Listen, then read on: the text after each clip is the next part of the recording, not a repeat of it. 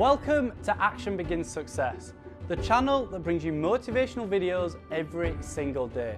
If you like this video, make sure you're subscribed to the channel and have notifications switched on to receive daily motivational videos. Hope you have an amazing and positive day. Enjoy the video. You want to be totally focused. You can't take your eye off the ball. When I had troubles in the early 90s, a major article came out and it said very strongly, everything he touches turns to gold. And I believed it. So I'd go out with models at night instead of working. But that wasn't good. And I remember I had a big lease coming up, and there was a big show, and I went to the show. I said, don't worry, fellas, you can handle the lease. You'll get it done. Well, I came back, they didn't get it done, and I would have had it done 100%. And then the market crashed in the 90s. So I had trouble. But it was sort of an amazing, I wouldn't want to do it again. It was an amazing test of yourself. Can you handle pressure? How are you under pressure? Are you smart? You know, when everybody's coming at you. Sometimes you see someone having enormous success, and there's just something about them. You say, good for him. And I think not just me, but when I read about the responses to you, lots of people are saying that. They're cheering for you to have the accomplishments you have had. I feel that. I've always felt a sense of support. And I think that my struggle to achieving this goal and achieving this dream is something that speaks volumes. I started out acting at 7 years old, and I struggled for so long. There was a time in my life when I said, if I'm not a star by the time I'm 18, I'm going to have to get out of the business. And of course, I jumped to 21, and then 25, and then I'm looking in the mirror just past my mid-20s, and I haven't received health benefits in SAG. And we all know that in the Screen Actors Guild, you got to make $7,000 in order to be eligible for health benefits. So, in fact, I didn't get health benefits until I was 30 years old. Even while I was shooting Saving Private Ryan, I wasn't covered. And I think that kind of rise to fame is something that's empowering for people.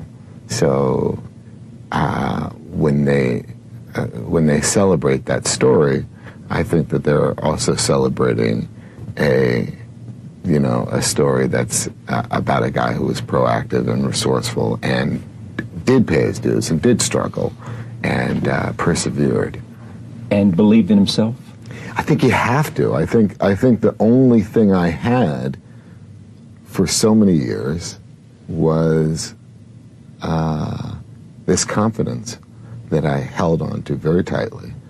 You know, was it a difference in confidence and arrogance? I mean, oh, absolutely. You just knew that you were getting the skills necessary to be good, right. And when moment came, you'd be ready and could deliver. Right. I needed to be confident, at the risk even of being arrogant. I needed to be confident because I had nothing else. And if you go into a situation where you're dedicating your whole life to something, literally your whole life, all of your decisions are made with one common goal, then I think that you'd better believe in yourself, especially if you start to work to save money to make films. I like to ask audiences how many have major goals you'd like to achieve. And I want to ask you another question, because I've been reflecting on this. Last year I had a reoccurrence of the little c, cancer. 15 years ago I was diagnosed with prostate cancer and given a 2 to 3 year prognosis. One of the things I think that doctors should never tell someone they're terminally ill. What they should say is, my knowledge and ability to help you has terminated. But I've been reflecting on my life, and I want to ask you, and I know you've done things you feel good about, things that you're proud of, but how many of you know if you had your life to live over again, you could have done more than what you've done thus far? Raise your hands, please. That proves the point that what we do and what we accomplish in life is only a tip of the iceberg of what's possible for us. So I want to share some thoughts with you. I want you to think about 3 goals that you'd like to achieve in 3 areas of your life. Number 1, what's one personal goal that you'd like to achieve? I want you to think about that. My first personal goal was to buy my mother a home. I'm one of 7 children that my adopted mother adopted. And I feel like Abraham Lincoln, who said, "All that I am and all that I ever hope to be, I owe to my mother." She was a domestic worker on Miami Beach in the United States, and she cleaned homes and she kept children. And we wore the hand-me-down clothes of the children that she kept. She cooked for families, and we ate the food left over from the families that she cooked for. These were very kind and generous people. They would say, "Mamie, whatever food is left over, you can pack it up and take it home to those children that you have adopted." And I used to walk around these big, beautiful mansions, and I'd say, "Mama," and she said, "What is it, Leslie? When I become a man, I'm going to buy you a big, beautiful home just like this." How many have somebody special you'd like to do something for? Raise your hands, please. Very good. We're going to show you how you can make that happen. Now I want you to think about your financial goals, growing your business, advancing your career, taking your life to the next level. I want you to think about the goals that you've set for yourself, why you've invested in yourself and being here.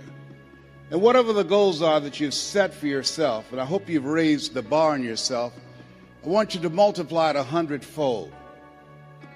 I found that most people fail in life not because they aim too high and miss. I found that most people fail in life because they do what I did for most of my life, aim too low and hit. And many never aim at all. Now I want you to think about your social contribution. What will be different because you showed up? Horace Mann said we should be ashamed to die until we've made some major contribution to humankind. One of the goals I have is reduce the number of women who die from breast cancer. My mother was a 22-year breast cancer conqueror. How many men over 40? Raise your hands, please. Men over 40, very good. One of the goals every time I speak, I encourage men to get their PSA test, which stands for prostate-specific antigen, and their digital rectal examination. And I'll be glad when they can check our prostate by looking in our ears. You know, it's got to be a better way.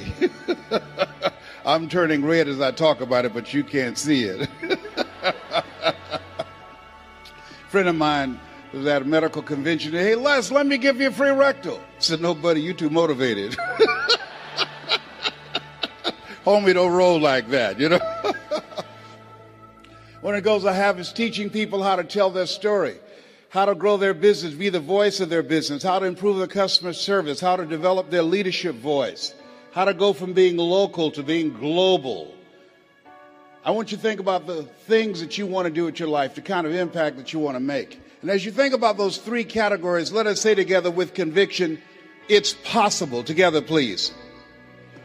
Everybody together, please. Say it's possible. You know, the easiest thing I do is come up here prepared to speak for you. But the most difficult thing that I've ever done, and took me years to do, was to believe that I could do it. Given my beginning, born in an abandoned building on a floor in a poor section of Miami, Florida, called Liberty City, with a twin brother, being adopted, being labeled educable, mentally retarded in the 5th grade and put back from the 5th grade to the 4th grade, and failing again in the 8th grade, and not having any college education. And if both my birth parents stood up and said, "Hello, son," I would not know either one. You know, I saw a movie late one night, and in this movie called Magnolia, Tom Cruise, and there was a line in there that said, "We might be through with our past, but our past is not through with us." How many of you know there are things that we've experienced that can impact the way we see ourselves? Raise your hand as you understand that. And so as you look at yourself and look at your goals, I want you to write this down. You don't get in life what you want, you get in life what you are. You have to create an achiever's mindset. You have to create that yourself. My favorite book says, "Be ye not conformed to this world, be ye transformed by the renewing of your mind." And what you're doing right now is an indication of what's most important. As you begin to invest in yourself, setting aside a time to be here. This is the era what the late Peter Drucker calls the era of the 3 C's: accelerated change, overwhelming complexity, and tremendous competition.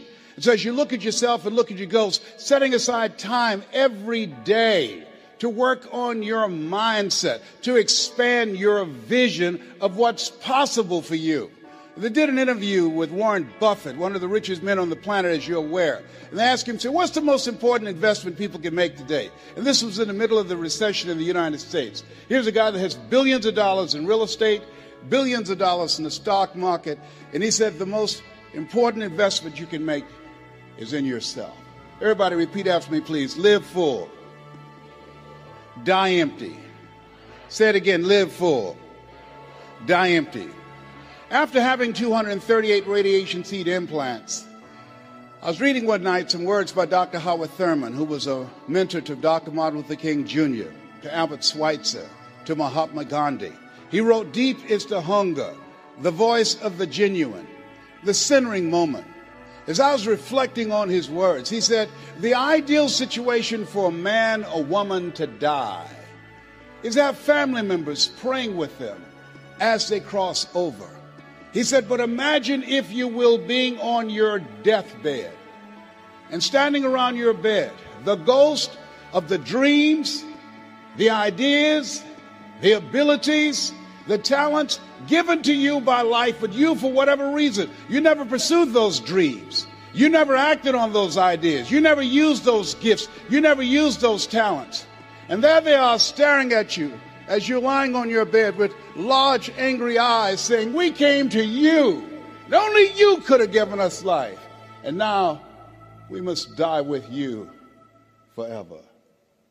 And the question is, if you died today, what dreams, what talents, what abilities, what gifts, what ideas would die with you?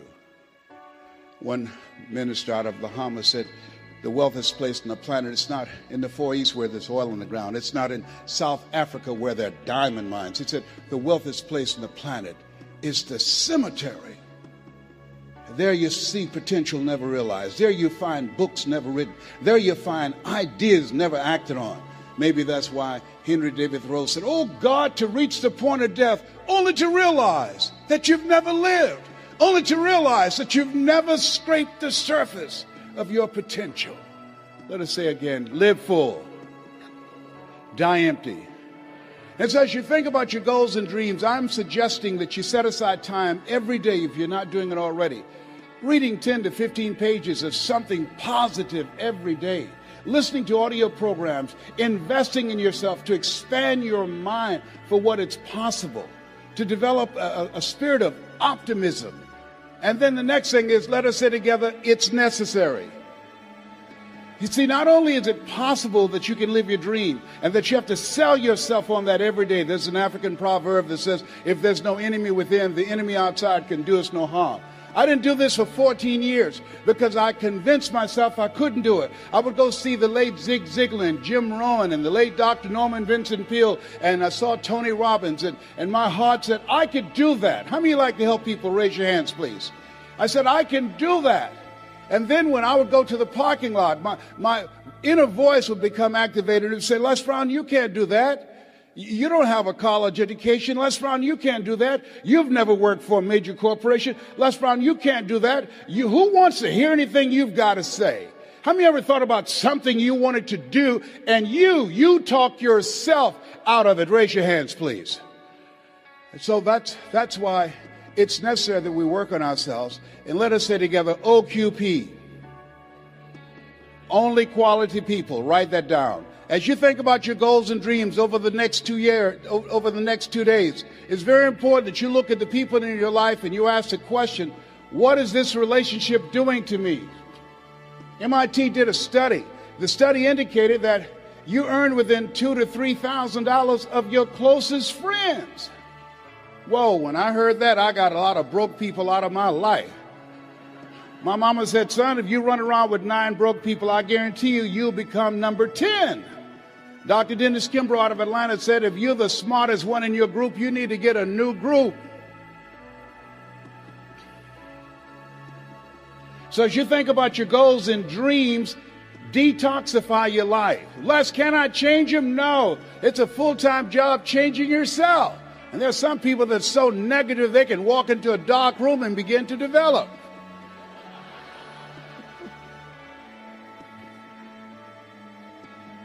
And so it's very important that you look at the people that's in your circle and begin to understand, are you growing mentally and emotionally and spiritually and professionally? Are they an asset to you or a liability to you? The other thing is, as you look at your goals and look at your dreams, let us repeat this, please. Make your move before you're ready. Yeah, write that down. See, I said, well, I don't have a college education. I don't have any paper or alphabets behind my name. And I realized that if you want to make it in life, you want to make your mark, you've got to become a risk taker. Viscott said, if you're not willing to risk, you cannot grow. And if you cannot grow, you can't become your best. And if you can't become your best, you can't be happy. And if you can't be happy, then what else is there? I like what Helen Keller says. She says, life is short and unpredictable. Eat the dessert first.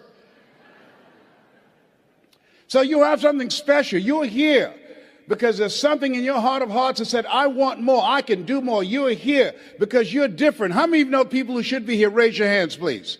Yeah, so you're here because you're different. You're uncommon. One man said, I choose not to be a common man. It's my right to be uncommon if I can. I seek opportunity, not security. I do not wish to be a kept citizen, humbled and dulled by having the state look after me. I want to take the calculated risk, to dream and to build, to fail and to succeed. I refuse to live from hand to mouth. I prefer the challenges of life to the guaranteed existence, the thrill of fulfillment to the still calm of utopia. I will never cower before any master, nor bend to any threat. It's my heritage to stand erect, proud and unafraid, to face the world boldly and say, this I have done. Give yourselves a round of applause for having an uncommon desire to reach your goals, to achieve something great with your life. Bring your level of energy up.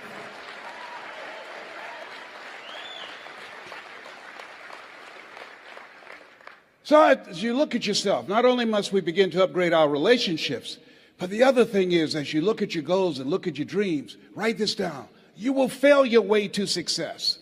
See, 85% of people allow their fear of failure to outweigh their desire to succeed. You're going to make some mistakes, and it's okay. Anything that's worth doing is worth doing badly. It's worth doing right if you know how to do it, but if you don't know how to do it, it's worth doing badly until you get it right. You have to be willing to experiment with life.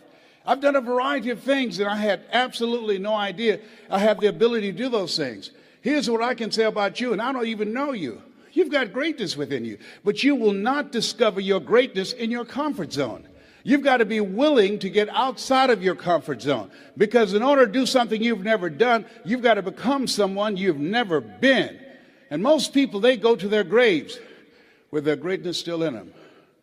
Maybe that's why one woman said in a moment of anguish, what if you live your whole life only to discover that it was wrong? Here's something else as you think about your goals and dreams. What's your why? Why do you want to do it? What drives you? This is my mother. She's 46 years old when she adopted first Wesley and I, and then 5 other children. And she was a driving force in my life. Which one am I? On the right or the left? I'm the cute one. Which one am I now? I'm the one on the left, all right? Yes, indeed. And as you think about your goals and dreams, think about somebody that you love, that inspired you, someone that you love, that you admire. And I think about my background, and this is Wesley and I eating sugar cane. You see, we were not born with a silver spoon in our mouths. Do y'all eat sugar cane here in Australia? Anybody ever had sugar cane? Most of you have not. Just 2 people here. Yeah, it's sweet. It's interesting. Well, you know, we were born in the area of Florida where you eat sugar cane. Donald Trump, father gave him $200 million to become successful. How many of you know if I give you $200 million, you got a good shot at becoming successful? Raise your hands, please. My mama gave us 2 pieces of sugar cane, and we had an advantage. The room always get quiet when I say that. Donald Trump was born with a silver spoon in his mouth. If you had a choice between eating a silver spoon and eating sugar cane, which one would you eat? Sugar cane, I told you we had an advantage. That's what I'm talking about. And then I met someone who changed my life. See, what we do and what we accomplish in life is a result of the story we believe about ourselves. And I met this friend. I was a disc jockey at the time. And he said, Les Brown, you're more than a disc jockey. Les Brown, you're more than a paycheck. Les Brown, you can do more. How many of you had somebody see something in you you didn't see in yourself? Raise your hands, please. And I couldn't see it at the time. But he continued to talk to me. Faith comes by hearing and hearing and hearing. And eventually I became an entrepreneur. I began to book concerts, and not just doing a radio show, but I invited entertainers to come to town. And these little guys came. In 1973, there I am standing in the back. That's Michael Jackson there at 10 years of age in 1973. I didn't know who they were going to become. They didn't know who I was going to become. The hand that you shook in the audience, you have no idea whose hand you just shook. You don't know who they are. Eye has not seen, ear has not heard, nor has entered the heart of mankind what God has in store for that person whose hand you just shook. That person, they have greatness within them. And you have greatness within you. And to prove it, you were chosen 1 out of 400 million sperm. There's something in you. And God said, I want you, I want you, I want you, I want you. There's something you have that the world needs now. If you don't give it to us, we will all be deprived. And so as you think about your goals and dreams, how many of you like to make a difference in your community? Raise your hands, please. You have the ability to do that. I ran for the Ohio legislature. Had no idea I had the ability to do that. Passed 14 bills my first term. You have greatness within you. You can make more impact than you can ever begin to imagine when you're willing to challenge yourself. Let us say together, leap. Everybody together say leap. And grow your wings on the way down. Yeah, see, one of the things about life, you're going to get hurt. You're going to make some mistakes. You're going to fail your way to success. But you got to be willing to experiment. You got to be willing to push yourself. You got to be willing to challenge yourself by putting yourself in a perpetual state of discomfort. And so, but things happen in life. When you have goals and dreams, things happen. I had no idea. Midway of my third term, my mother became ill. She was diagnosed with breast cancer. And my brothers and sisters called me and said they're going to put her in a nursing home. And I said, no. They said, we thought you would say that. We've interviewed the best nursing homes in Dade County. I said no. So I had a problem. How can one woman raise 7 children who couldn't take care of themselves, but 7 grown people couldn't take care of one woman? I had a problem with that. And I said no.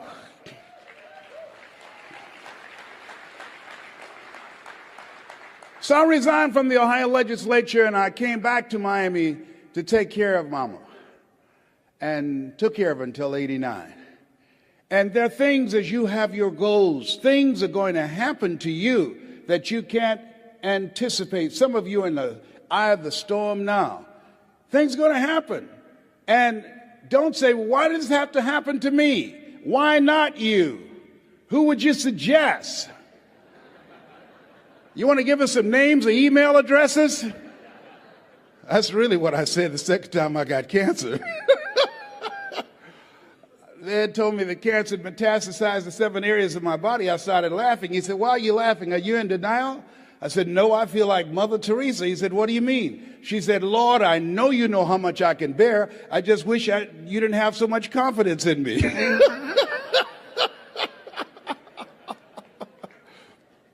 There's times in your life when things are going to happen that you've got to begin to put your dream on hold.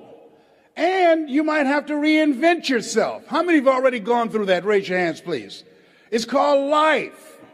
And don't tell everybody about it. 80% don't care, and 20% glad as you. You have to suck it up and handle it. That's what it's called being in business, being an entrepreneur, being a risk taker, walking by faith and not by sight. Stuff happens to you. And so I had to go in a new direction. And I decided to tell my story. How many of you got a story? Raise your hands, please. How many of you have gone through some things in life that you can teach some other people? Raise your hands, please. How many of you, like me, had periods in your life when you were temporarily insane? Raise your hands. See, there's some people, one of the goals I have in training, 100,000 voices of hope outside of politics and outside of religion, both of which I believe unwittingly polarize and divide people, and teach people how to deliver a message of hope and give people methods and techniques that will help them to change their lives and begin to move their lives to another level. You have something special. You have greatness within you. That story that you have can impact people's lives. Mike Williams talked to me, and it changed my life. It began to expand my vision. How many of you have a college education? Raise your hands, please. Very good. Over 90%. How many ever give a lecture at Harvard University? Raise your hands, please. No hands up. That's in your future. Shake somebody's hand on your right and left and say, that's in my future. That's in my future. Everybody point at me right now. Point at me right now. Point at me lovingly right now. Say, Les Brown.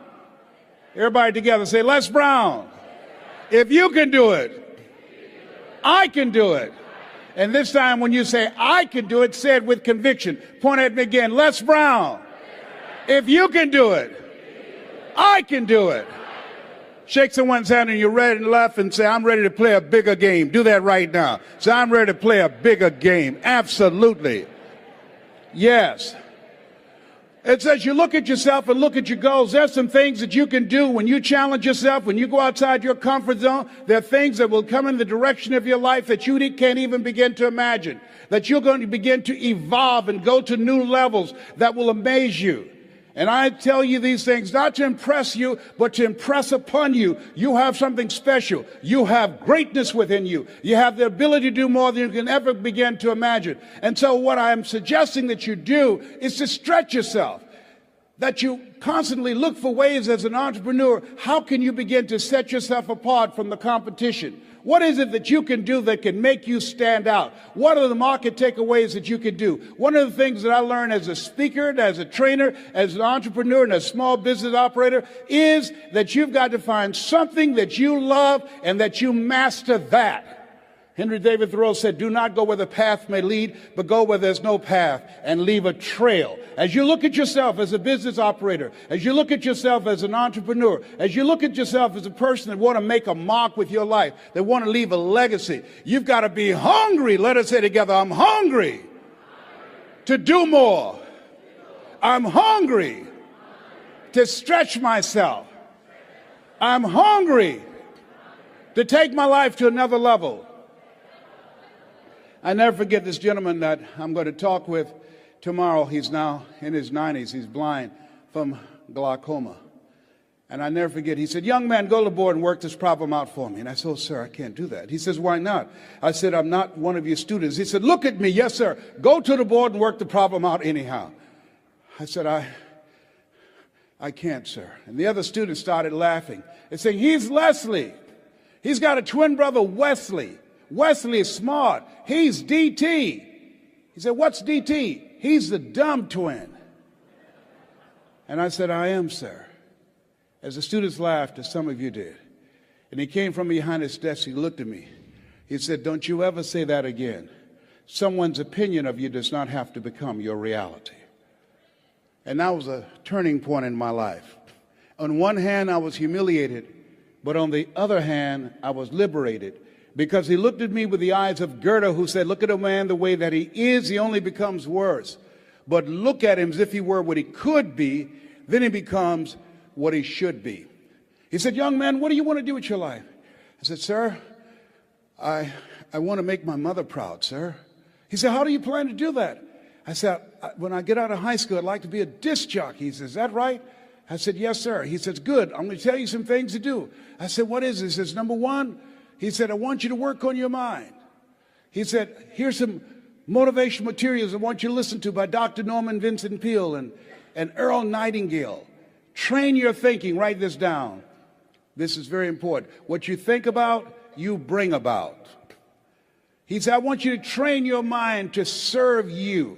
And I want you to focus on becoming a disc jockey every day. I want you to see yourself on the radio talking to thousands of people. I want you to see yourself doing the things that you want to accomplish. Hold the vision, and I encourage you to do the same thing, whatever area, whatever you want to do, whatever business that you're in, whatever industry that you're in. You want to see yourself there and hold the picture of what it is you want to accomplish. And I said, sir, I want to be a disc jockey, but I don't have a job yet. And then he quoted Whitney Young. He said, young man, it's better to be prepared for an opportunity and not have one than to have an opportunity and not be prepared. He said, you got to be hungry. I said, I am hungry, sir. He said, good. Here are my car keys. At 12 noon, I want you to go in my car and turn on the radio and listen to Paul Harvey. Who is Paul Harvey, sir? He's the world's greatest communicator. He said, whatever you want to do, you want to find people who master that, because success leaves clues. And that's the same thing I'm suggesting to you. Whatever area that you want to go in it's finances, in business, insurance industry, whatever area that you're interested in, find the people who are mastering that and follow their example. He said, and let me share something else. I said, yes, sir. He said, watch your relationships. They're nourishing relationships and they're toxic relationships. Nourishing relationships, they bring the best out of you. They inspire you. Toxic relationships, they drain you. I said, I will, sir. I do exactly what you're telling me to do, sir. And then he said, Mr. Brown, yes, sir. I've given you everything I can give you. You got to go out into the marketplace and face the music.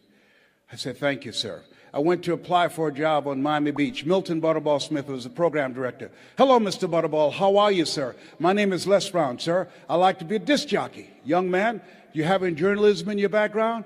No, sir, I don't. Do you have experience in broadcasting? No, sir, but I visualize myself being on the air every day, sir. I practice. All I want is a shot. Just give me a shot. He says, no, we don't have any job for you. How many have ever been rejected? Raise your hands, please. I was devastated with rejection. I went back and I said, hey, Mr. Washington, they said no. He said, don't take it personally. Most people are so negative, they have to say no 7 times before they say yes. He said, you got to be hungry. Go back again. I said, yes, sir. Hello, Mr. Butterball. How are you, sir? My name is Les Brown, sir. I like to be a disc jockey. Young man, weren't you here yesterday? Yes, sir. Didn't I tell you no yesterday? Yes, sir. Then why are you back today? Well, sir, I didn't know whether or not somebody was laid off or somebody was fired, sir. Nobody was laid off or fired. Now get on out of here. I came back the next day. Hello, Mr. Butterball. How are you, sir? My name is Les Brown, sir. I like to be a disc jockey. I know what your name is. Weren't you here the last 2 days? Yes, sir. Didn't I tell you no the last 2 days?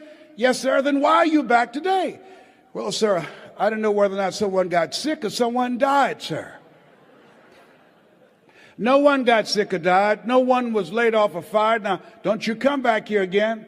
I came back the next day, talking loud, looking happy, like I was singing for the first time. I said, hello, Mr. Butterball. How are you? He looked at me with rage. He says, go get me some coffee. I said, yes, sir.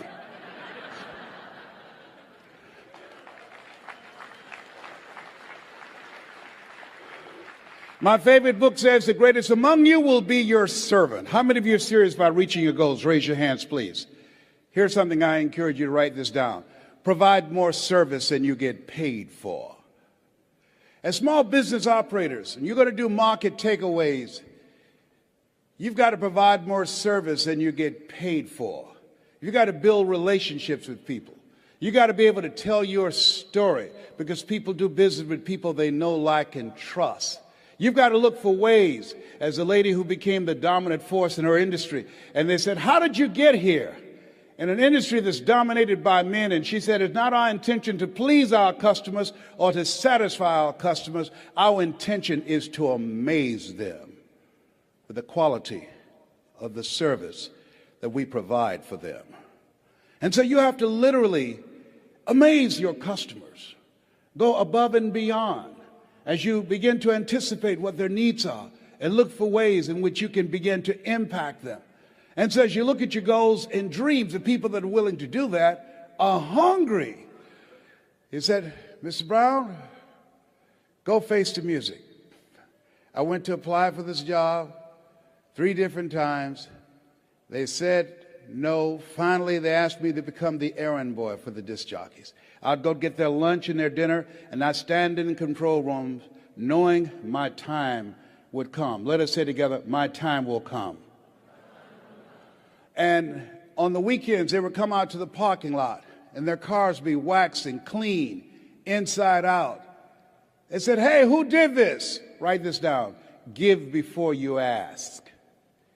Give before you ask. I was just trying to get my foot in the door. I wanted to establish a reputation of being a go-to person, a person of resourcefulness, a person that's relentless and unstoppable, a person that can get things done. I said, I did, sir. How much you charge? Nothing, sir. I just wanted to help out. I was building relationships. People do business with people they know, like, and trust. Look here. Donna Ross and the Supremes are coming to town. The Four Tops and the Temptations. Here are my car keys. Pick them up and take them to the Fontainebleau Hotel on Miami Beach. It'll be my pleasure to serve you, sir. I was driving these entertainers in the disc jockeys' big long Cadillacs. I didn't have any driver's license, but I was driving like I had some. Then one day, it was a Saturday afternoon, a disc jockey by the name of Rockin' Roger was drinking while he was on the air. Rockin' Roger got so drunk, he could not complete the show. He began to stutter his words. He was about to fall off the chair.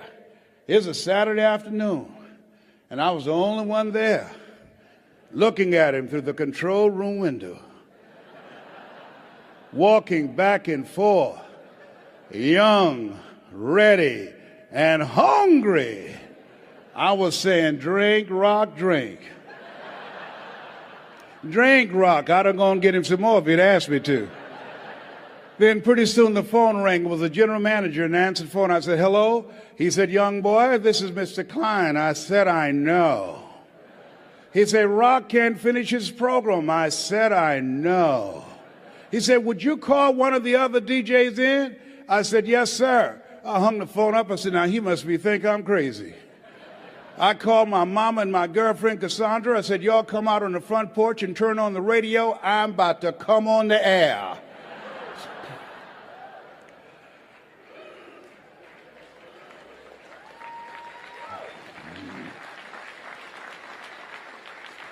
I waited for about 20 minutes, and then I called him back. I said, Mr. Klein, I can't find nobody.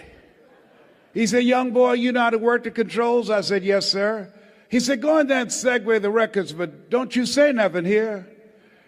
I said, yes, sir. I couldn't wait to get old Rock out of the way.